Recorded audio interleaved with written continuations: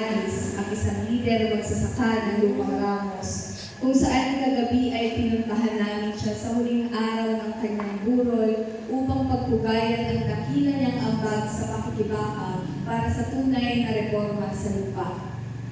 Sa hindi maunawa ang pakiramdam, sa ating kalagitnaan po ngayon ay ang iba't ibang komunidad ng mga magsasaka dito sa probinsya ng Cavite. Kasama po natin ang mga magsasaka mula sa Salawag, Tartaria at Lupang Ramos. Pwede po ba silang magkakaroon?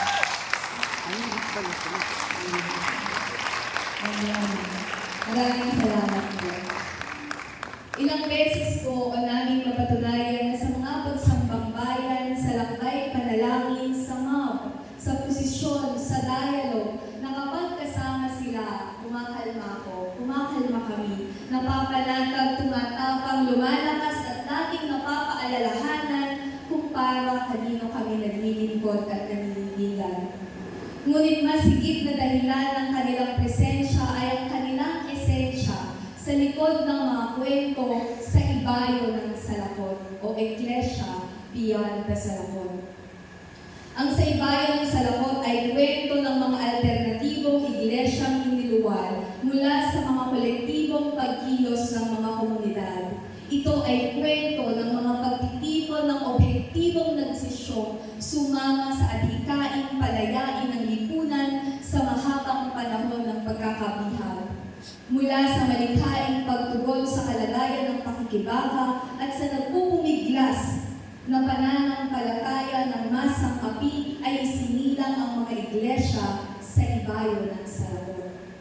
Bago tayo tumawid sa ibayo, panandali tayo ay magbalik tanaw.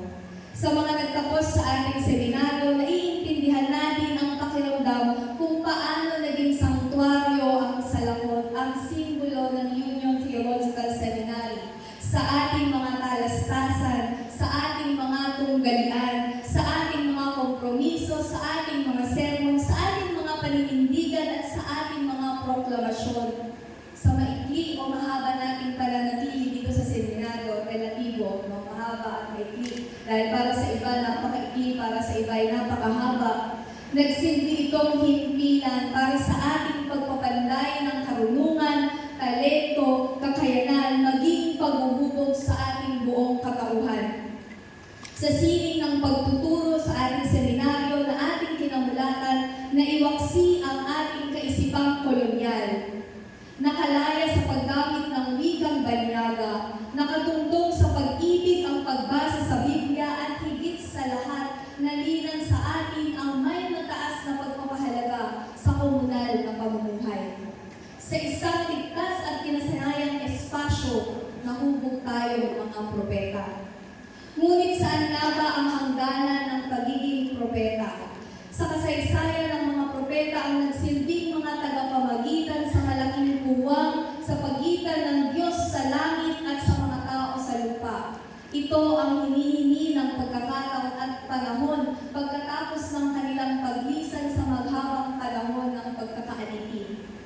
At sa paaralan ng mga propeta, naging mahusay tayong tagapagpadala ng mensahe ng Diyos sa tao. Kaya lamang, merong mga nasa labas ng Salakot.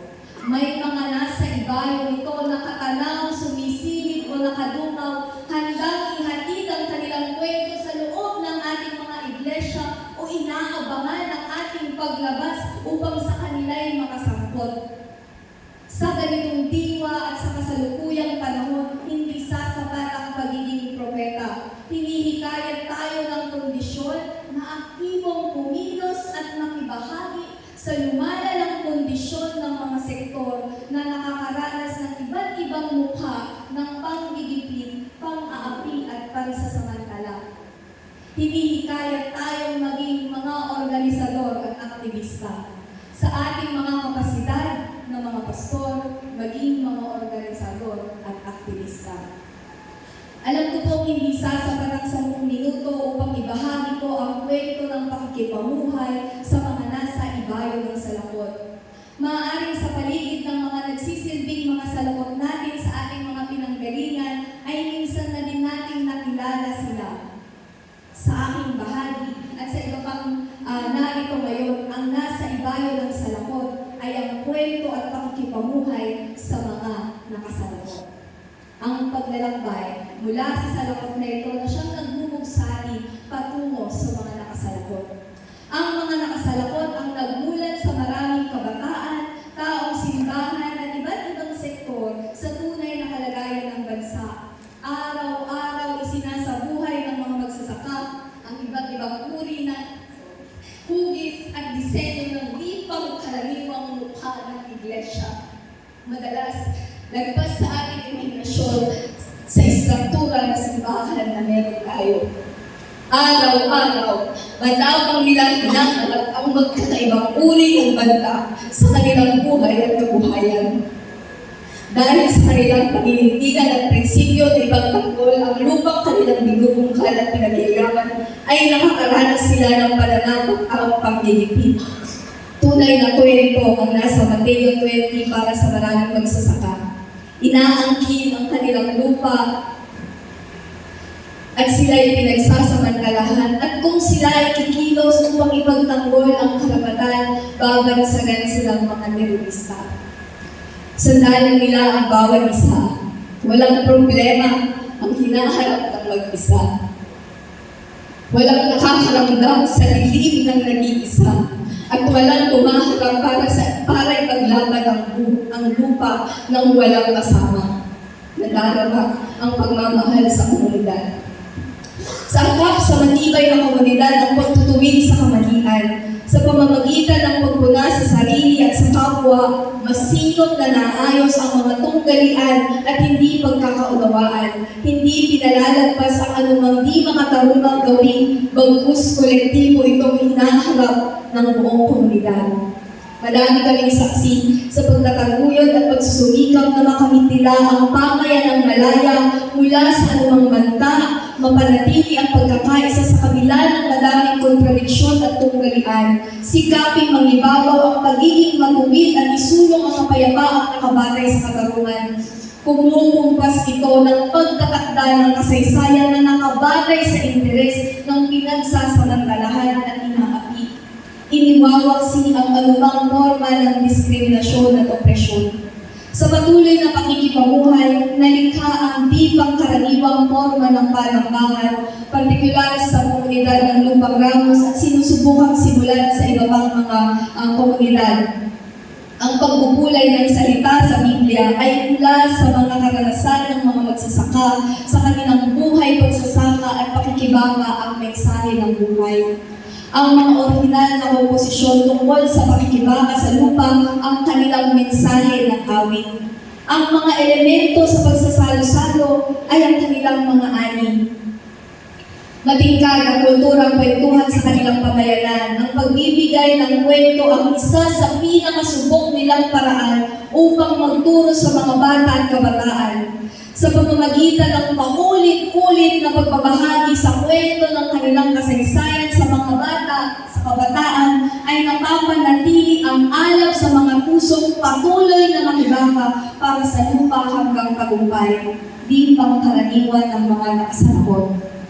Nabubuhok sila ng kamalayan, kaisipan at buong pagkatao ng isang individual, maging ng buong komunidad. Hindi simbahan, kundi samahan ang kinakapitan nila ng pag-asa. Isa lamang sa maraming sangkapang simbahan, hindi tayo Mesiyas, hindi tayo nagpapasya para sa kanila, sapagkat sa ibayo ng salakot at simbahan, napakarami nating pinasok ng mga komunidad na sa pamamagitan ng misyon ay kinitil natin ang pagiging malikhain nila. Walang forma ng iglesia ang angkop sa lahat ng komunidad. Wala ring permanenteng paraan ng pagtataguyod ng iglesia ang nalikha para sa partikular na komunidad. Lagi itong magbabago, mapapalitan at posibleng tuluyang mawala. Sa pagsisikap, laging makakalikha ng bago at angkop na forma na makakatugon sa pangailangan ng komunidad at nakakasunod sa nagbabagong panahon. Gayunpaman, patuloy na lilikha ang pamayanan ng mga nakasalakot, ng mga magsasaka, ng isang forma ng iglesia na nagpapalaya sa kaisipang kolonyal, hierarchikal at patriarkal. Lubos lang natin mauunawaan ang tunay na kalagayan ng lipunan kung wala na sa ating kapwa ang kumakalaw ng sikmura.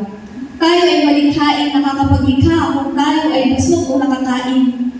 Sapagkat ang lipunan hindi gutom, sapat ang kahandaan upang mag-aral. Ngunit kung wala na ang mga magsasaka, kung hahayaan natin silang lahasin, ipitin at patayin, magugutom ang bansa, mawawala sa atin ang pagiging malikhain, hindi natin makikita ang tunay na kalagayan ng ating mga kapwa at kumilos kasama nila nasa ibayo ng sanahon. Maraming salamat.